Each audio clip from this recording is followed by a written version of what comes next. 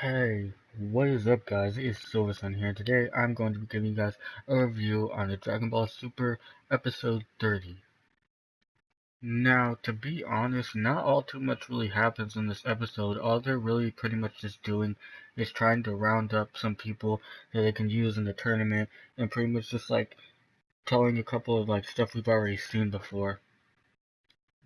Basically just recapping all the stuff that pretty much happened before, like with Frieza and the Resurrection F saga and how Goku beat him and stuff like that, or how Goku became a Super Saiyan God and all that stuff, and pretty much they were just talking about that. But first they were pretty much just talking about the Universe 6 arc and like what they have to do for the tournament, stuff like that, to Krillin and stuff like that, and then pretty much, everyone else started coming in, like Goten and Trunks, but pretty much they can't fight because, they can't really fuse, they're not strong enough and all that stuff. And I'm pretty much Krillin, he's not really gonna be in it, I don't think. He was pretty much just along for the ride. But something interesting that, well, at least that I thought was interesting was when we saw Gohan and Piccolo fighting, or training rather. And to be honest, the animation in this episode, it was pretty good. Like, it wasn't terrible or anything. Like, in the first part, it wasn't terrible. But, like, after the commercial, it just, well, not really commercial, but like a little break thing that they had, it got a bit better and stuff like that, but it wasn't bad in the first part.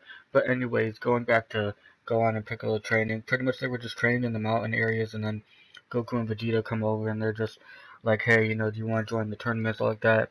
And then Gohan was like, yeah, I want to join in because, he's been training a lot and all that stuff, and he thinks that he could probably do something. And I was actually excited. I thought that they were actually going to do it, but then he was pretty much saying like, oh no, he can't because he has this conference to go to and stuff like that. I actually thought they were going to change it up, at least in the anime version. I thought it would have been cool. I mean, who knows if he's going to join later on, but for right now, to me, it kind of sucks. But Piccolo pretty much agreed to it too. Another thing that they did mention, which I thought was kind of interesting, was they were rebuilding the Room of Spirit and Time, aka the Hyperbolic Time Chamber, with Dende and stuff like that. I didn't even know that, but I actually thought they were going to go on Whis' staff again or something like that, like how they did before, but who knows. And pretty much he was just saying like, hey, he needs to that they both need to go in there and train for 3 days or 3 years rather, because it slows down time and stuff like that. And so pretty much, yeah, pretty much Vegeta agrees to that, and Jacko isn't there yet for whatever reason. Who knows what he's trying to do?